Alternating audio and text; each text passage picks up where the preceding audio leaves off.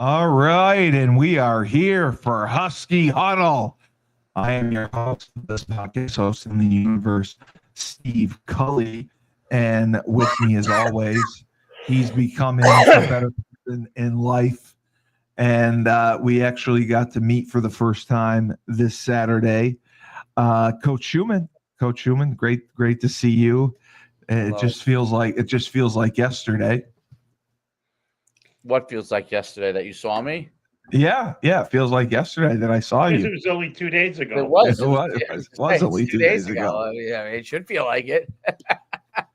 And we have the icon himself, the legendary voice of the Huskies, the best of the best, Joe D'Ambrosio. Joe, great to see you, Joe D. Very popular on Saturday as well. We No love accounting for taste. What can I tell you? we Well, I was going to say we can talk about the events later in the day, but I just to start the show off.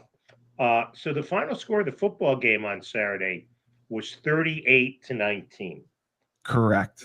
You, Steve, picked 28-17. Good I pick, did. Yes. not great. Coach picked 35-21. He Better, did. but Better. not great. I was close. And the guy who never put on a pair of shoulder pads in his life, except under picked a it. dress one time, He had picked it. 38-20.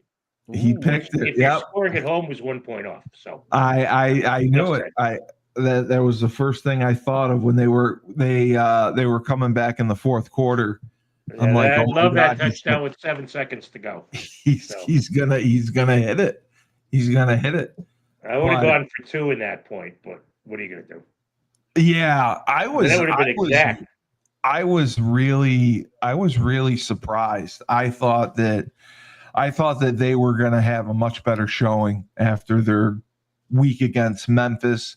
But as Dave was saying when we had the meeting of the minds, when they come up north and they're playing in Connecticut in that colder weather, it's a completely different atmosphere for them. Like they're not the same team. Well, remember how that always used to be the case with South Florida too? Oh my God, South Remember Florida that? would South run Florida was guys even- in and out of the locker Yeah. room. I'll never forget that. The first South time Florida, they it played. was even worse. Hey, look, give UConn credit. You know, we said take care of business right out of the gate, stomp on their neck. It took UConn a while to score, but once they scored, they were off to the races, and there was really nothing when the game was in the balance that UAB could do against UConn. No, Dave, I thought we looked like the superior team by far. Like it wasn't. it wasn't even close. It wasn't even close. I mean, It wasn't even close. I mean, they looked like the team that was coming they off look, that. they look like they was wanted to on be losing there. streak. UAB. They really didn't. And they even I mean, they ran the ball fairly well, which was my only concern. But this is what I had wanted to ask Joe, because I had always thought, we had 5 sacks. Now, I thought that when we get a sack, any yardage that is lost comes off of passing yardage. That's only the NFL. Okay, that is only in the NFL. Okay. Yep. So College, it comes off the rushing yards. College, it does come off the rushing. Okay. Right. So that's all right. So that's why the numbers were skewed. I thought that somebody got it wrong. So right, which is why Fignano was listed as negative 13 net. correct. Okay. Because he got sacked 3 times. Okay. That makes more sense. Yeah. Because they had the 200 and something yards rushing, but they had minus 52 because of the sacks. Right. And the Burton kid, Ryder Burton, was their starter. He threw 2 interceptions. They put he didn't start. Kitna started. Kitna started? Oh, I didn't know Kitna started. Okay. You were there, right? I couldn't tell from up top. I couldn't tell. He was 2 of 5, so he must have got pulled early. He did. Okay, so he threw the one interception. He got pulled. First pass, Richard Burton came in and threw. He threw it right to who's kid for UConn, Chadwick. Chadwick, yeah. Chadwick, set or tied the record for most interceptions in a single game with the 3. Right. The Cam did okay. He had 15 carries for 62 yards. Terrence Smith was a name that I've heard sporadically, and they gave him the ball a little bit. And then the guy that I've never heard of that got 2 carries was Malachi Graves, who is a true freshman. Never heard of him. Yeah, I never heard of him either. He got 2 carries for 11 yards. Well, isn't Smith the wideout? They gave him a couple carries in the Wildcat. Smith was kind of like a slot. He was a kick returner. He was just he's kind of like an athlete. But they put him in the backfield, I think, again, because maybe they don't want Rosa carrying the ball or don't trust him as much. No, they only gave him the ball twice, so I would say yes, they don't trust him. Yeah, I mean, 2 carries for 9 yards. Lungberg Coleman had 1 for 5. The guy who was awesome was Skylar Bell. Oh my God, Skylar's on a different level. He's on a different level. 8 catches for 149. Steve wants him to spread the ball around though a little bit more. Well, I had to throw that in there. And I'm saying, if you look at the stats, there is such a tremendous drop off from Skylar Bell compared to everyone else. Yeah, but Stevie, you've got Jerry Rice, and then you've got 3 guys like us as his teammates. You're going to throw the ball to Jerry Rice. You're going to throw the ball to Jerry Rice. Yes. You know, I like the fact that they not only do they throw it to him, and they actually threw it to him 12 times. He had 4 incompletions, so they passed to him. They threw 30 times. They threw to him 12. So that's been about the percentage. Is about half the passes go to Bell. But not only do they throw to him, but he gets open all the time. It's really he's unbelievable. He's a very very good route runner. He's very smart in space, knowing when to settle with down. Yards because of his speed. He's good with yards after the catch. I mean, I would put it. I'd have the game plan, and half the plays would go to Bell, and the other half would go to Edwards, and everybody else, sayonara. See you later. When a guy's open, well, they double cover somebody or they overload to somebody, then you throw the other guys. Right. Joe, do you think Skylar Bell's in the Biletnikoff conversation? No, kid from probably a watch list guy, though, I would guess. Yeah, he's definitely a watch list, but a group of 5 guys never win in a major. Not going to get that ever. Yeah. Like I know this is going to disappoint some people. Fignano's not going to win the Heisman.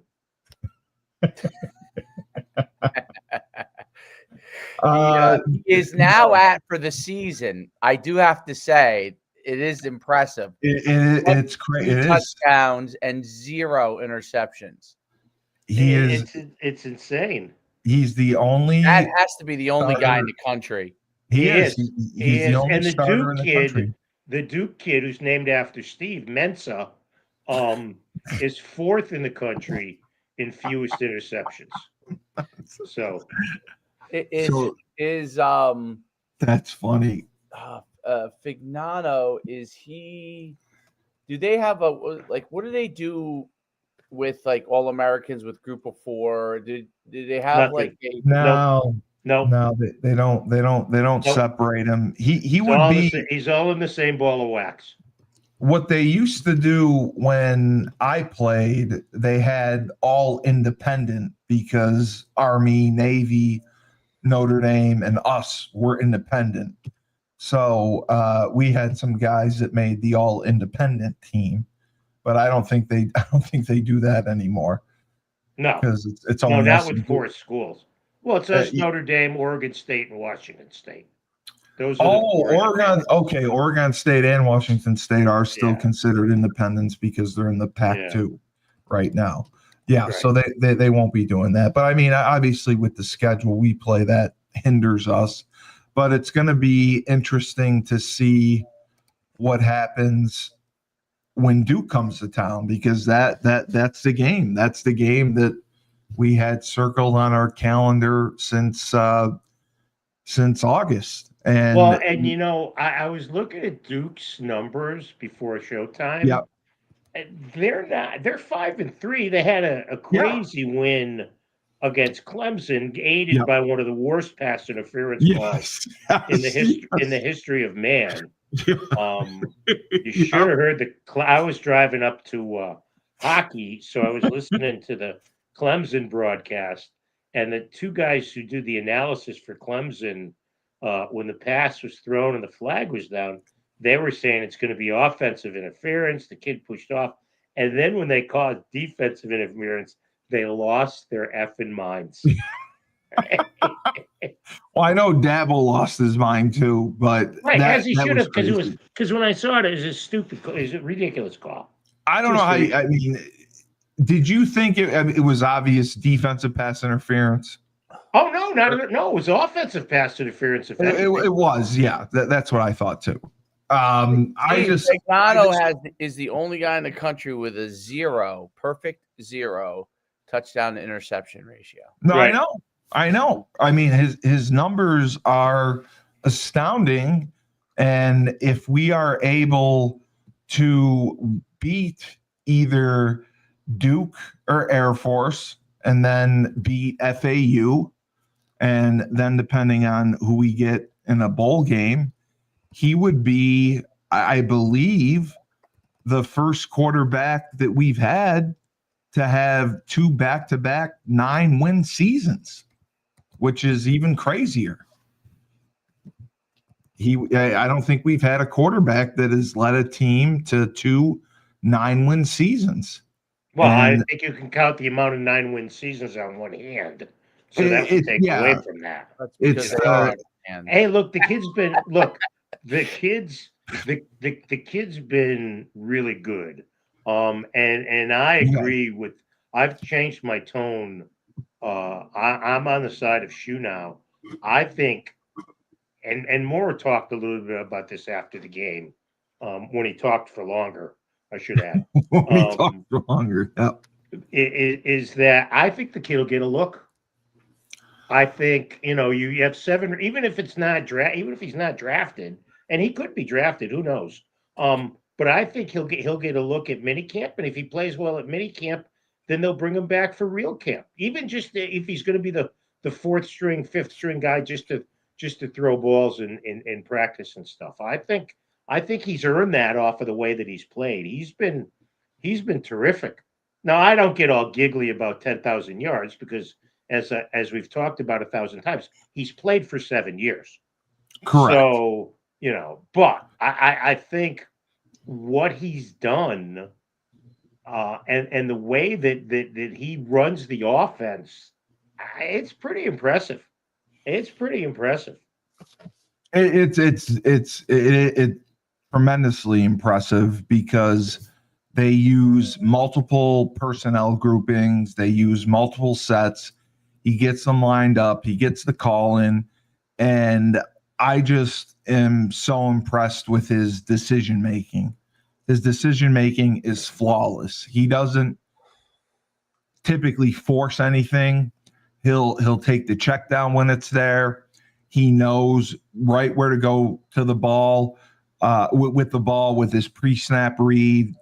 I think he identifies the coverage well, which allows him to know where to go with the ball. Pre-snap, he knows who his first read is. He knows who's going to be open. I think he's done a much better job in his play action game.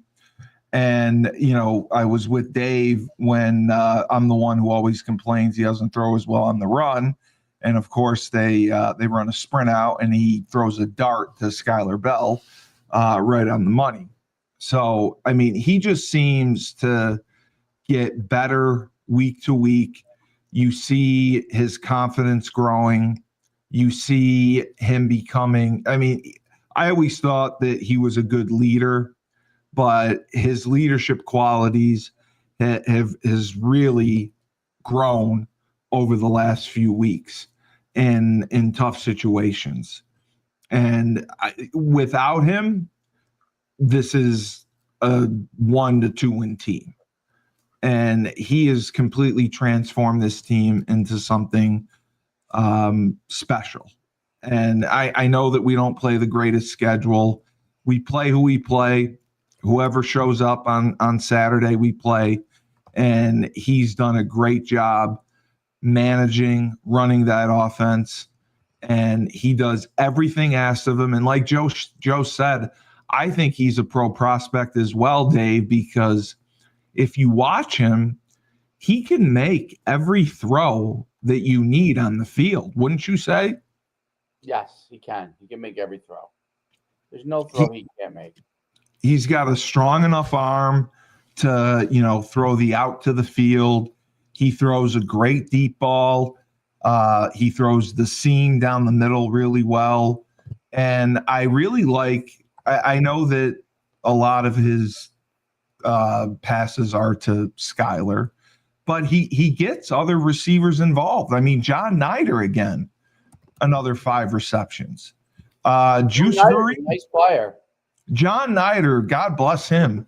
Because we bring in Romello Murphy, we bring in Shamar Porter, the 2 big transfers, and who is now getting more snaps week after week? It's John Nider. And I don't even know what year he is, but he is somebody who I hope that I'm just checking now to see if he's someone that is back or not. I think he is, yeah. Okay. Yeah, so he's a redshirt sophomore. And I didn't even know this. He's 6'2". I didn't know he was that tall.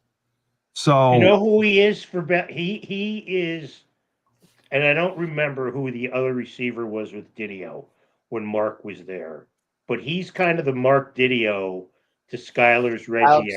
Alex Davis. Alex Davis, that's right. Oh, okay. That's who they're talking about. He's Didio to Bell's Alex Davis. It's a perfect 1-2 punch. And Vereen, you were on the Vereen bandwagon early to the point where at times Dave and I wanted to tell you to shut up. But he's obviously the best of the pass catching tight ends. Yes. I mean, it goes without saying. And you got Edwards.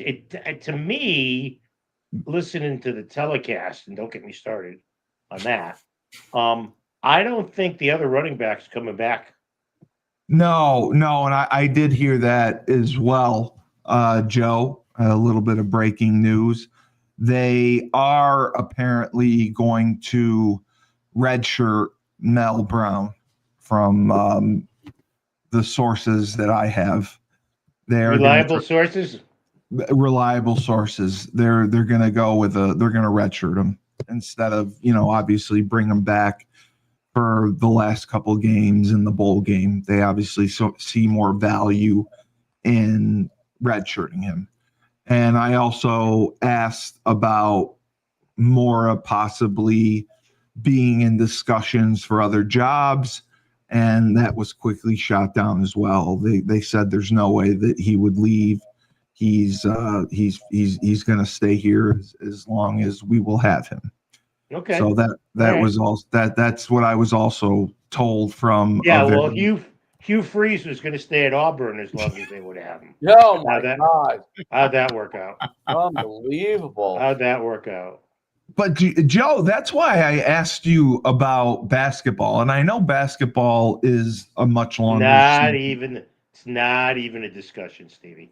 You don't think like 10 games in, people will get fired? No. Okay. In the non-conference schedule? No, hell no. No. It's a totally different animal. No, I know it is. And there's much more money involved as well. But Auburn is like technically still paying 3 buyouts now. They're still paying Gus Malzahn. They're paying Bryson Hartson, whatever his name was, and now they're paying Hugh Freeze. They're paying because they were complaining about it. They're paying like $57 million in dead money. And one of the next to go could be Mark Stoops. And it's just crazy the turnover. Mark Stoops at Kentucky? No, he's not going anywhere. They're 2-5 or 3-5. Really? Yeah, but Kentucky's not Kentucky's not a football school. They're not under any stretch of the combination. So they're not gonna throw money away by firing a guy. And look, at this point, you're 2/3 of the way through the season. I don't see where it makes any sense to fire him now. To fire him now. No, I didn't mean now. I mean, like they're trying to predict the number of jobs that'll be open by the end of the year or after the season, and this could be the highest amount since I believe 2013. I thought they said, where there could be 30 to 33 openings, and they were saying that there's really a lack of head coaches and a lack of top assistants that are capable to fill some of these high profile jobs. Well, but how do you know if they're capable or not until you give them to them? I think that's a little what I said too. I think that's a little stupid, to be honest. Yeah.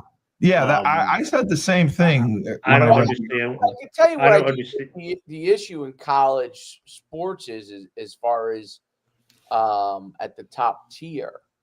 There's not as many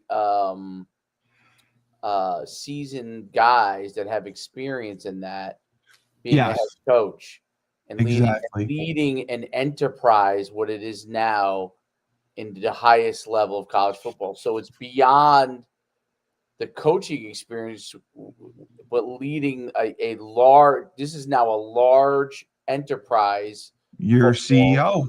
Yeah, and you're. Some of the guys obviously are known for their play calling if you're getting an OC or something like that. And that's like the big debate. Like Sarkisian said, hey, one of the reasons I got hired is because of my play calling. But that's partially, to me, ego within college football with the head coaches, is that they did get to this point, probably most of those guys, because they were a good play caller. They were, but getting a team to to win at the top level and manage the whole program requires a lot. There's not a lot of guys like, let's say, Lane Kiffin, who's failed a lot. You know what I'm saying? So he had to coach with Nick Saban to get rehabbed. Went back to Florida Atlantic. Blah blah blah. Went through. Now he has a level of success at Ole Miss. There's not a lot of younger guys that are like that. And Lane Kiffin's like that in his early 50s or whatever. He's 50, early 50s. Right. Because he got a head coaching job at such a young age. So he failed so early that I think that guys are like, who do I give the keys to the castle to? Like I saw Chesney from JMU is like, he's up there. Yes, he's being thrown around, but he hasn't really been a head coach so long. I think he would do great. No, and I know Chesney. He was at Assumption when I was at Holy Cross. Yeah, great guy, and he has only been at James Madison, I believe, 2 years now. This is either second or third year. Right, and he replaced the guy from Indiana. Correct. And he's already in the conversations for some of the bigger jobs. And I know one of the coaches just got extended. The Nebraska coach, Matt Rule, got extended because they wanted to keep him out of talks of the Penn State job.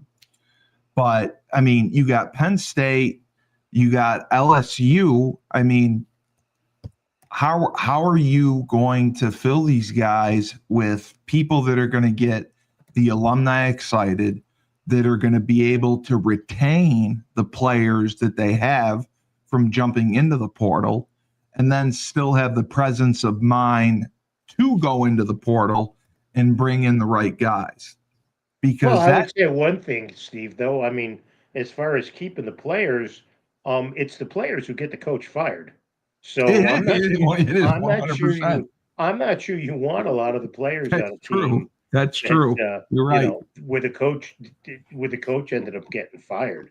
So You're absolutely right. You're absolutely but you're right. right. There's more. It seems like, and we have to wait till the dust settles. But it seems like there's more high-profile jobs available than they have been in the past. I mean, you've got Florida, LSU, Florida, LSU, Penn State, and now Auburn. Right. Those are four pretty prestigious jobs. And then Oregon State's open. I mean, yeah, it's not. I know. They're an independent. They're in the same boat as UConn's in. UCLA is going to be open. It's just like it's going to be a Chinese fire drill after the season to try to get everything filled. Like I don't know how they do it. And Lane Kiffin, especially if LSU or Florida wants him, they have to go to Ole Miss and ask permission to interview him. And that's the other funny part. They're going to have to ask permission to be able to interview him. And I look at the fact 3 of these schools are in the SEC. It just shows the pressure on SEC coaches to be successful. And I think it goes back to what you said about the transfer portal. You're bringing in an average 50 guys, 40, 50, 60 guys. If they don't click, if they don't produce, your time is completely limited. I mean, you're lucky to get a year. And if you get a year, you're getting fired into your second year if you're not winning. Well, that's stupidity. It is. I think it's stupidity too. Look, let's be honest. You have to be able to be there long enough to establish a program. Exactly. Transfer portal or not, you can't say you have 2 years to get the job done. If you don't get a job done, you're out. That just doesn't make any sense. Exactly. And Hugh Freeze was fired into his third year.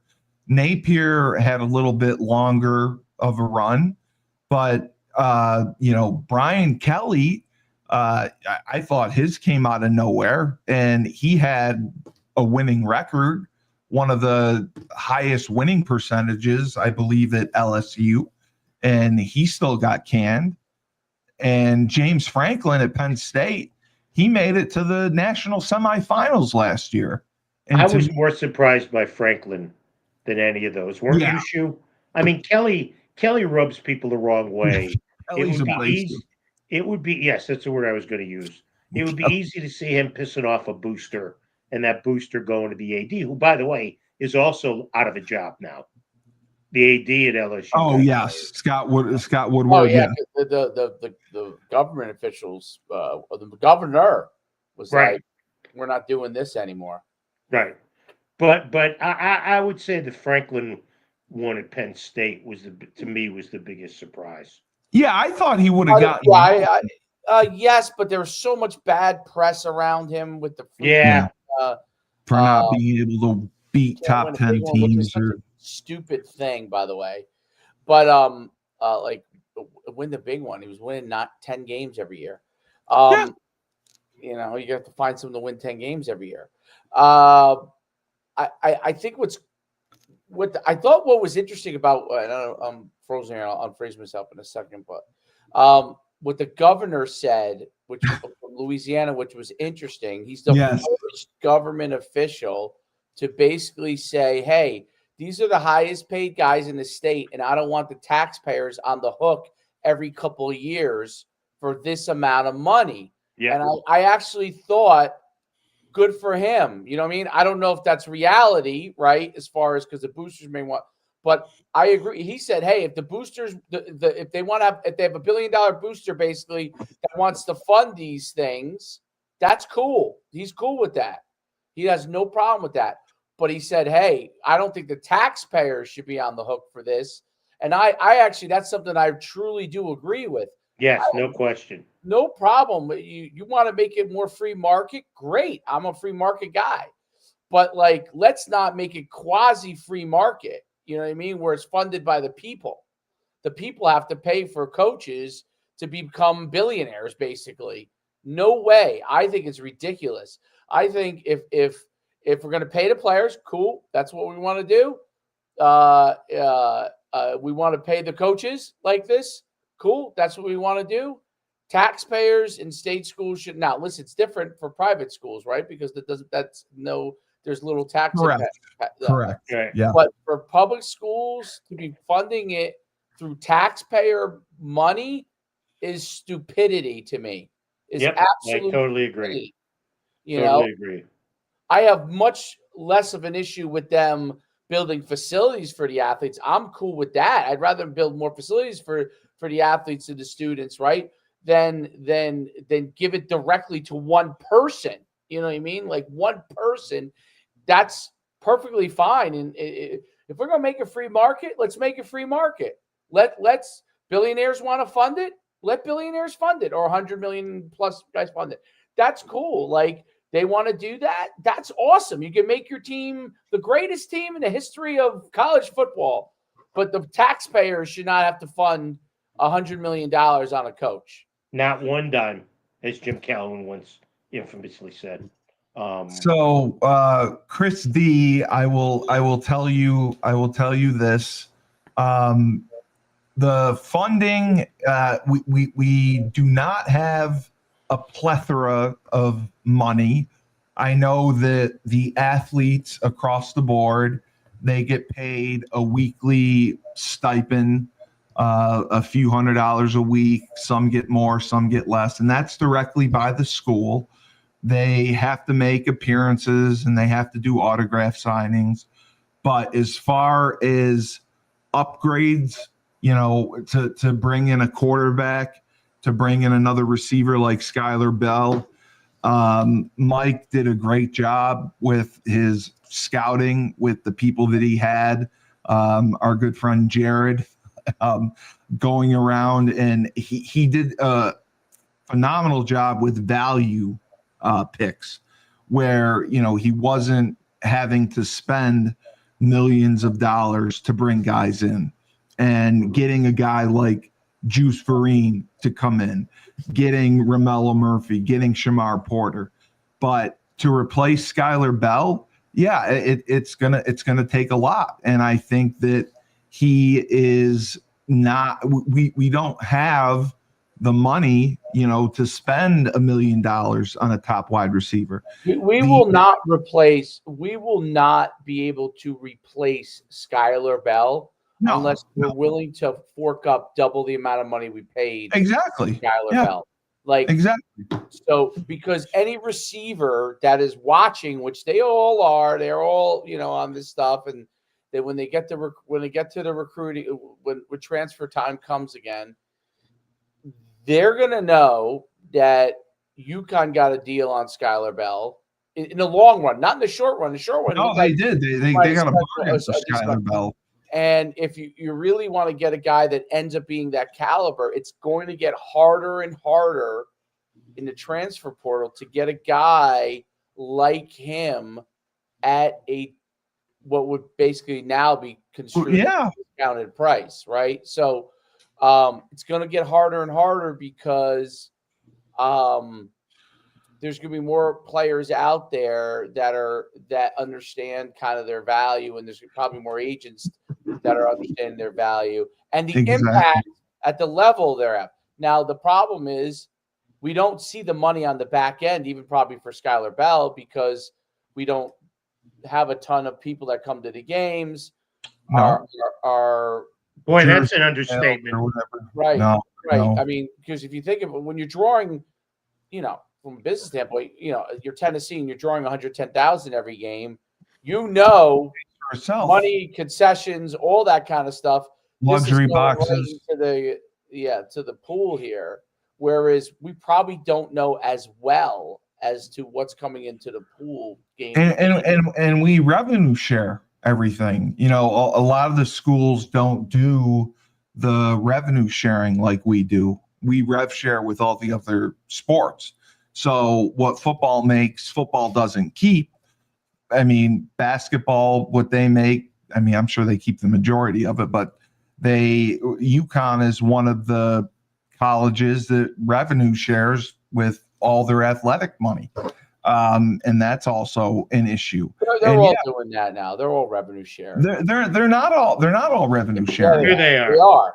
Sure they are. They are. They have to. University. They have to. Let's use Florida or any SEC school.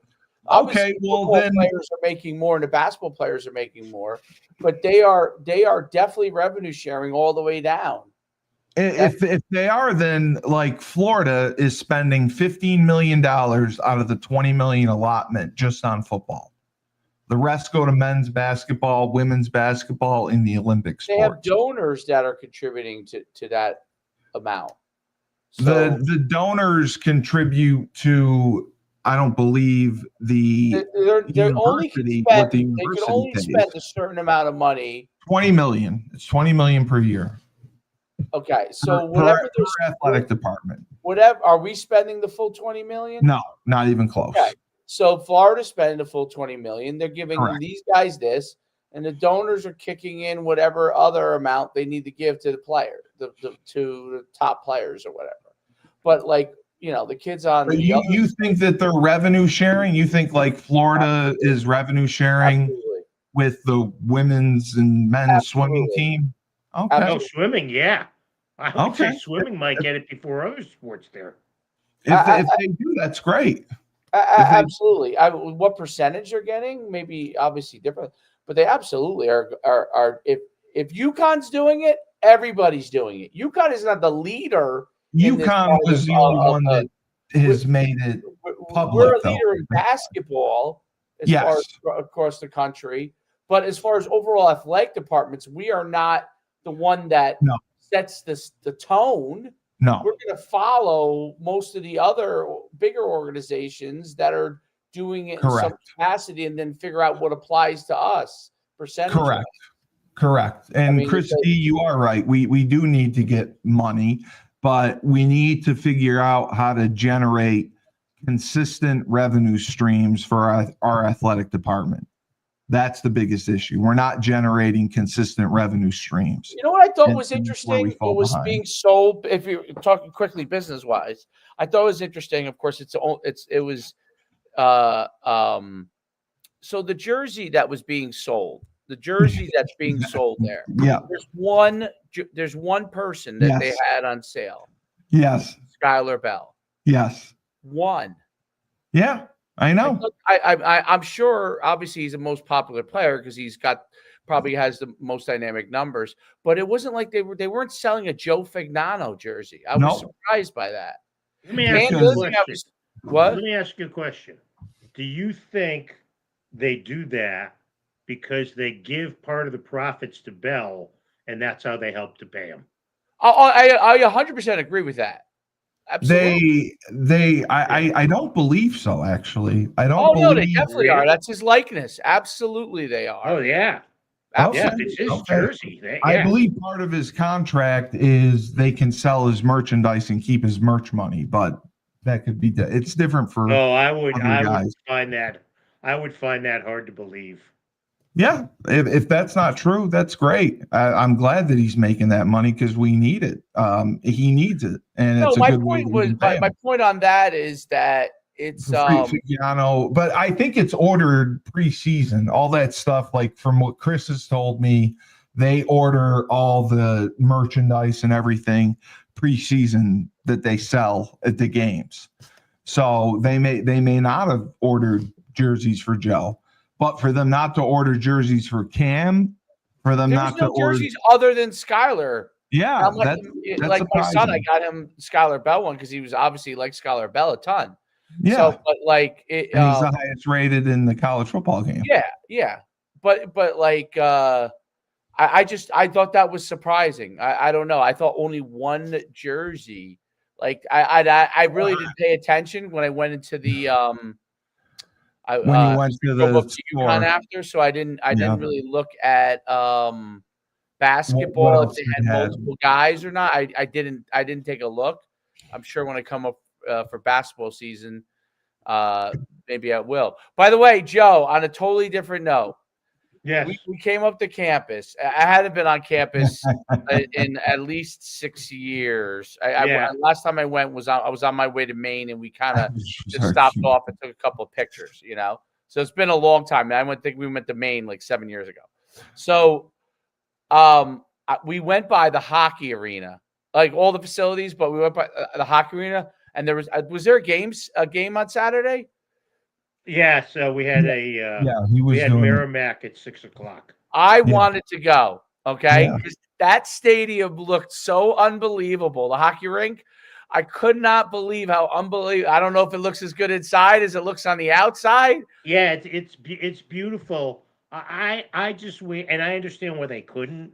I just wish it had a few more seats. Okay. But it's inside. They did an amazing job.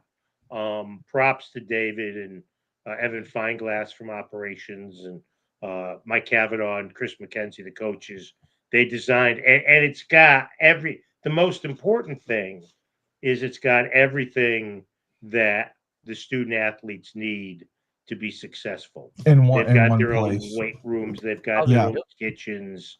Yeah. They've each got their own video rooms. I mean, it's really it's state of the art.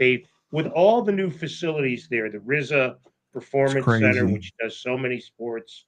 I understand some thought that the Burton and Shankman are getting a little bit old in the tooth, and they need some renovations. But the Worth Training Center for the basketball teams, they have stated no school has any facilities better than what we've got up at UConn.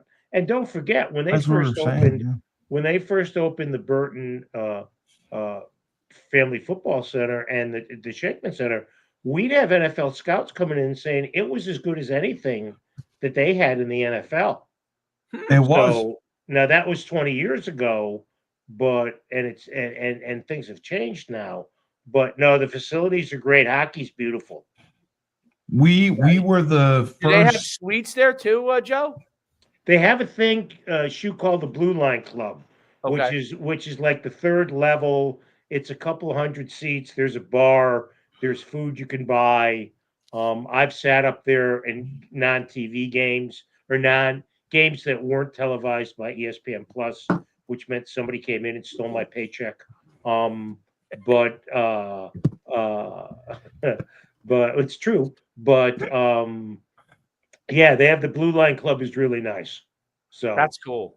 Yeah, you should come up. You should come up for a game. I definitely will. I definitely will. No, we want to. I didn't say you were going to get in. I was trying to get him to go in right there. I was like, let's go watch the game.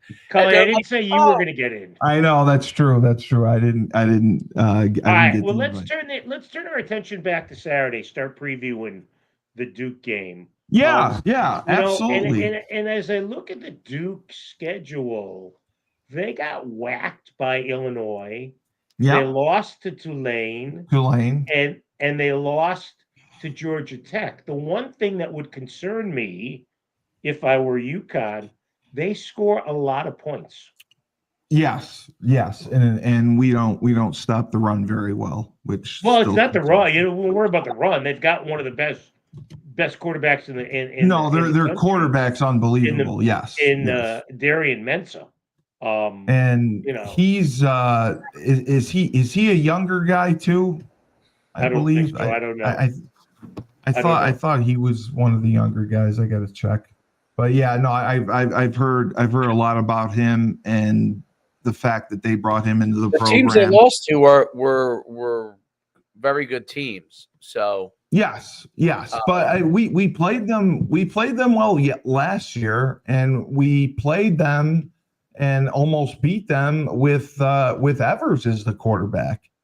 So I think going in with a solid game plan, around Joe, and I think if we can start hot and run the ball. But I mean, we're becoming more of a passing team. If we're able to throw the ball, if we're able to protect, I don't know their statistics defensively, but if we're able to do that, and we haven't lost a game at home, I believe in 2 years, if I'm not mistaken. So I think that's huge. But I'm Mensa looking. spent 2 years at Tulane, and Okay, then yes. this is his first year at Duke. At Duke. Okay, yeah. So they brought him in from Tulane. I mean, they are. Yeah, they're giving up. Wow. I mean, they're giving up 1,200 yards. They've given up almost 1,300 yards rushing this year. Which, I mean, I hope we can get Cam going and whoever else we're going to give the ball to going. Passing wise, they have given up 8,000 yards passing. I mean, they've also thrown for 8. No, they haven't given up 8,000 yards passing. 800. What are you talking about? 800? 8,000 yards. Oh, I'm sorry. What are teams averaging 1,500 yards a game? I was which looking. Would be a record. I was looking at average per attempt. Eight yards an attempt. I missed. I confused the comma for a decimal point. Come back to us. 261 yards passing a game, Yeah, and they throw for. Actually, you know what? That's 122nd in the country. At their passing offense is fourth. They throw for 320, and he's thrown for 21 touchdowns, which is really good. They've only given up 8 passing touchdowns all year. No, means they must be pretty good defensively. Yes. Yeah, they're rated 70th percentile. The efficiency ratings. They're the odds in this game are I wonder what they're going to be for this game. What are they currently? Well, it's a 3:30 game. It's really going to depend on the weather. Like it was Have windy. they put a line on it initially yet? I haven't seen a line just yet. Yeah, there's a line. There is one already? There's always a line. Yeah, you're right. There is always a line. Duke is an 8.5 point favorite. That's much less than it's been in the past. Yeah, that's not as bad as I would have thought. But Dave, I mean, weren't you surprised by the wind at Rentschler? I mean, I thought it was pretty windy. But it was because of the hurricane. It was because the hurricane. That was the the last part. The remnants.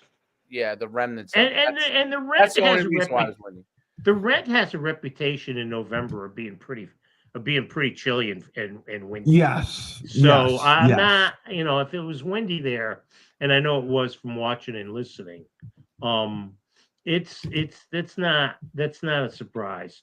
By the way, the Mensa kid, 7th in the country in passing efficiency, 6th in the country in passing TDs, 5th in the country in passing yards, 2nd in yards per game, 321, 29th in passing yards per completion. Yeah. So, hey, look, the secondary's got to stand up. This ain't Ryder Burton and Little Kitna you're playing against. No, I know. This is a big step up in competition. And they dropped 46 on Clemson, but my hope is possibly they could be looking past us to the Virginia game. That's a big game for them. Nah, they won't do that. Good teams don't do that. They do have a good coach, and they played Georgia Tech pretty well. I just hope that we can ride some of the momentum that we've built. We have not lost 2 in a row since Syracuse and Delaware, and we're getting our last 2 games at home. We need to build on them, go to FAU, take care of business, and we still have a chance to accomplish a lot of the goals that we've set out to for this year. But here's the thing. Here's my thought, and that's all nice and well and good. It is. You're not gonna get in that much better of a bowl game. again. No, you're right. I 100%. The bowl Because game is irrelevant. I agree. You're just filling a slot in a bowl. I agree. You're 100% right. It's not like you're in a gonna go league. anywhere. It's not like you're in a league, and if you No. finish third in the league, you get a bowl game. I'm just using this as an example from Tier B, and Correct. if you're eighth, you get it from Tier C. UConn's Correct. going to a Tier D bowl no matter what. Okay, The tier F bowl, pretty much. well, I wouldn't. I mean, I saw one thing today about the Myrtle Beach Bowl where they win a couple of years. Oh, Myrtle Beach is nice. I love it. This way, it's better than Birmingham, Alabama, or whatever. It is better than Birmingham. Veterans Bowl. Yes. So, Yes. But that's all in the future. That's to be discussed on one of the last shows.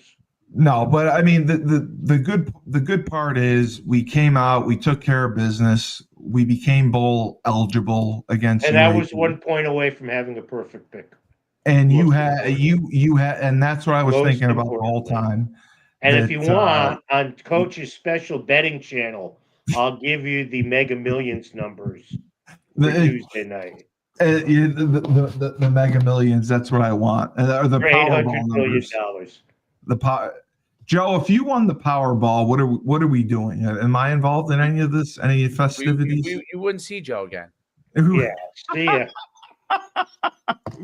If you pass the driving test, you could be my chauffeur. But would you pay him well enough that he could, or would he have to go to New York City's free food places to be able to get? As long as I get to wear a hat. Do the words minimum wage mean anything? Listen, Joe, I will. If it's minimum wage, I will jump. I would take care of you two guys and Maria. Trust me. I would be good to you three. I get to be the chauffeur with the hat. I get to pass the driving. That's great. I can't wait to tell my dad that one. He's gonna love it. Oh, that's great. Shu would be the sergeant at arms. He'd be like the chief. He'd be the chief of staff. He'd be the chief of staff. He would I would love that job. He would take care of appointments. He would set my daily schedule. Yes, thank you, Christy, for your speaking engagements. Acknowledging my National Sea Club Award. And that wasn't on the field, which is they didn't put Dave on the field either. Dave didn't even get a chance to go. They only put our captain. By the way, which was interesting. They rushed the other captain did not show. Only Wilbur showed. I know. Wilbur was. I don't even know if the other captain knew. No. Was that Gleason? Yeah. I heard Wilbur on the radio pregame show. He was great. I love Wilbur. Oh, he's the best. I love Wilbur. Hilarious. He says to my son as he was leaving. I think it was like beginning of the fourth quarter. He was leaving, and we were all up in that area. And he goes to my son. He goes. Listen, whatever you want, any of the stores, it's on your dad. He's got your dad. Whatever you want. He's got it. Whatever you want, you go get. Yeah, he was telling me the same thing. Well, like I said, it was a great time getting to meet you. I got to hang out with Brian Kozlowski, which was the dream of my life. He looks like he still play. A huge Giants fan. I got to hang out with Belcourt. It was amazing. And it was great meeting you, my friends. I have to thank Terry, Uwe, Chris Bellamy for allowing us to commandeer their suite. And Mike Burton, God bless you for doing the interview in the suite. Thank you for coming down and doing that. And Joe, Dorina will be reaching out to you as well. All so right. if I gave her your email, and I told her you actually respond to emails, unlike some other people who have been a part of this. Thank you, Christy. Yes, I always get fact checked. Yeah, you got me down. So for another banner Husky huddle, and when Joe D wins the Powerball, or I'll have my chauffeur hat on after I pass the driving test. For Joe D, the voice of the Huskies, the legend, the icon, and Dave Schumann, who's bettering himself every day, and we shook hands and officially met for the first time. I'm Was Steve there a Cully. bro hug? Was there a bro hug? Of course.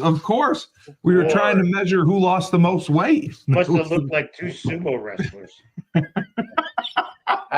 I'm a big dude, but Steve is a big guy. I have to say, Steve, he's a big dude. Yeah.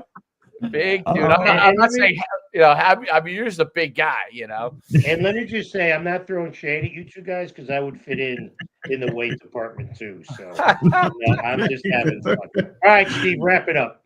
All right, for Joe D, Chris, Dave Schumann, remember, this is Husky Huddle. When life gives you lemons, don't make lemonade. Take 2 oranges, throw them right back at life.